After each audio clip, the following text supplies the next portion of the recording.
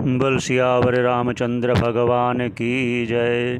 उमापति महादेव की जय। मेरे प्यारे मित्रों, जीवन के उद्देश्य के बारे में वार्ता जो हमारी चल रही थी उसको आगे बढ़ाते हुए जो एक वृदारण्यक श्रुति है वो वहाँ से हमने चर्चा शुरू की थी। आत्मानं चेद विजानीयात् अयम अस्मि इति पुरुषः किमिच्छन् कस्य कामाय शरीरम अनुसंज्वरेत। ये श्लोक, ये मंत्र है, ये श्रुति का मंत्र है। वो क्या है कि इस जीवन में आप जीते जी अगर उस आत्म तत्व को जान लेते हो तो कल्याण निश्चित है। अब ये जो कहा ना निश्चित है, जो हमने पहले कहा था वो अज्ञान, आवरण, विक्षेप, इसकी चर्चा हो गई। अब उसके आगे चलने के लिए अब इस ज्ञान का फल क्या होगा उसका भी कथन करते चलते हैं। और ज्ञान क्या है, ज्ञान का कारण क्या है, ज्ञान की सीमा क्या है, ज्ञान किसे कहते हैं, इसकी चर्चा करते चलते हैं। तो जो शास्त्रकार कहते हैं उसी के अनुरूप ही हम चलेंगे, उन्हीं का कथन करेंगे। जो विद्यारण्य स्वामी जी और भारती तीर्थ जी महाराज ने जो ग्रंथ लिखा है पंचदशी, उसमें से जो हमने श्लोक लिए हैं उनको आगे बढ़ाते हुए कहते हैं, वैराग्य प्रति पूर्णे बोधस्तु प्रतिबद्धते यस्य तस्य न मोक्षोऽस्ति पुण्यलोकस्तपोबलात्। हमने ये कोशिश किया कहने का कि ज्ञान किसे कहते हैं, उसका फल क्या है, उसका कारण क्या है, ये कहते हुए उसका अब अर्थ कोशिश करते हैं। वैराग्य उपरति पूर्ण कहते हैं, वैराग्य और उपरति ये तीन चीज़ें आगे कही जाने वाली हैं जो उसका विस्तार करेंगे। उपरति अर्थात उपरामता हो जाना सभी कामों से, सभी कर्तव्य कामों से, सभी नित्य कामों से, उसको उपरति कहते हैं। कोई कार्य ना करना, सिर्फ भगवान में भजन करना, भगवान में ध्यान देना, भगवान का ही नाम लेना, बस, और कोई कार्य नहीं। वैराग्य आप समझते हो से इस लोक से परलोक तक का कोई वस्तु की इच्छा ना करना, वो वैराग्य है।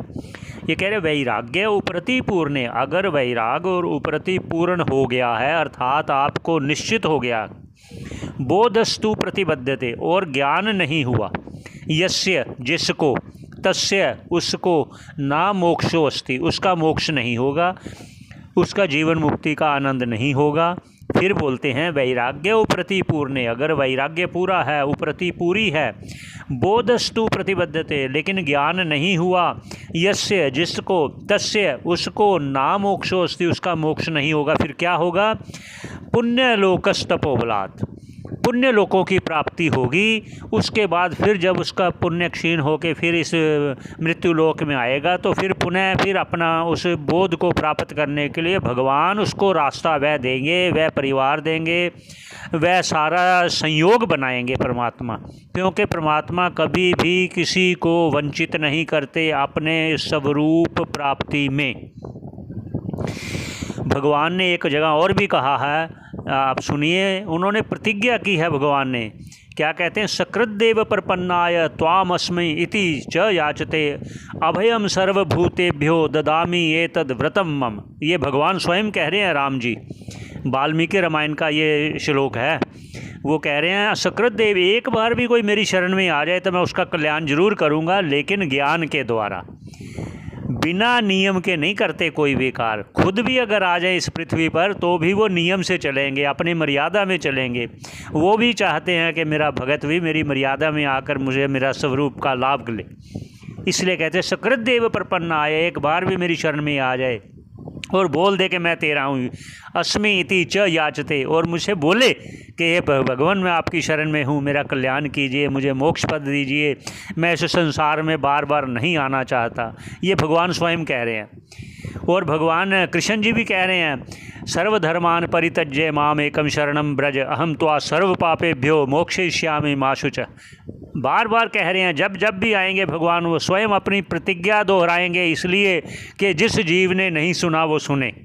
तो आगे क्या कहते हैं, आगे चलते हैं। तो आगे कहते हैं ग्रंथकार कह रहे हैं, पूर्णे बोधे तदन्यौ द्वौ, जैसे पहले कहा ना, वैराग्य, उपरति और बोध, ये तीनों चीज़ों की बात हम कर रहे हैं। बोध अर्थात ज्ञान, वैराग्य और उपरति, इन तीनों को लेकर ही ज्ञान की सिद्धि होगी और ज्ञान का अनुभव होगा और जीवन मुक्ति का अनुभव होगा आपको। इसलिए इसका विस्तार करना चाहते हैं हम, ताकि आपको एक एक चीज़ का थोड़ा सा ना पूर्ण रूप से पता चल जाए। आपको अगर पूरा पता होगा तभी तो आप उसका अनुभव कर पाएंगे। जब पता ही नहीं होगा तो अनुभव क्या कर पाओगे। पूर्णे बोधे, अगर ज्ञान पूरा है, तद अन्यो दो, और दो आगे, प्रतिबद्धो, नहीं वो पूर्ण हुए, यदा तदा, जब, तब क्या होगा। दो कौन से हैं, वैराग्य और उपरति, जो पहले कहे पूरे हैं। अगर ये पूरे ना हुए लेकिन ज्ञान हो गया, यदा, जब, तदा, तब क्या होगा, मोक्षो विनिश्चित, उसका मोक्ष निश्चित है। क्योंकि ज्ञान मुख्य है, इसलिए हम इसको बार बार थोड़ा सा दोहराएंगे कि आपके मन में वो बैठ जाए, ज्ञान क्या है, वैराग्य क्या है, उपरति क्या है। तभी आप उसको अनुभव कर पाओगे जब आप उस स्थिति में पहुँचोगे। फिर बोलते हैं, पूर्णे बोधे तदन्यौ द्वौ प्रतिबद्धौ, यदा तदा मोक्षो विनिश्चितः, किंतु दृष्ट दुखम ना नश्यति। पूर्ण बोध, अगर ज्ञान हो गया तो तदन्य दो प्रतिबद्धो, अगर ज्ञान हो गया और वैराग्य और उपरति पूर्ण नहीं हुआ, अर्थात शिथिल है, अर्थात वो उसमें नहीं पूर्ण तरह निपुण हुआ, फिर क्या होगा, मोक्ष तो हो जाएगा। लेकिन किंतु दृष्ट दुखम ना नश्यति, लेकिन इस संसार में होने वाले जो दुख हैं, देह के प्रति, मन के प्रति, बुद्धि के प्रति, वो दूर नहीं होंगे। ये उनका तात्पर्य है कहने का। आगे फिर कहते हैं, ये हमने ना उसका फल कहने का प्रयास कर रहे हैं कि ज्ञान का फल क्या होगा, जिसके लिए आपको प्रेरित कर रहे हैं सभी ग्रंथ, सभी शास्त्र, सभी उपनिषद आपको प्रेरित कर रहे हैं कि इस जन्म मरण से छूटने के लिए, जीवन मुक्ति का आनंद लेने के लिए आपको क्या क्या चीज़ें जाननी चाहिए। आगे एक और कहते हैं, क्या कहते हैं, अब तीनों के बारे में एक और कहते हैं, वैराग्य, उपरति और ज्ञान। ज्ञान, वैराग्य और उपरति, ये तीनों, इसके बारे में क्या कहते हैं, सुनिए। त्रयोऽपि अत्यंत पक्वाश्चित महतस्तपसः फलम। कह रहे हैं, त्रयोऽपि अत्यंत पक्वा, जिनके महापुण्य उदित हो गए हैं इसी जीवन में, उनके लिए कह रहे हैं त्रयोऽपि, तीनों ही, वैराग्य भी पूरा है, उपरति भी पूरी है, ज्ञान भी पूर्ण रूप से है, पक्वश्चित अगर है तो ये समझ लेना, महतः तपसः फलम, उसने बहुत तप किया है पूर्व जन्म में।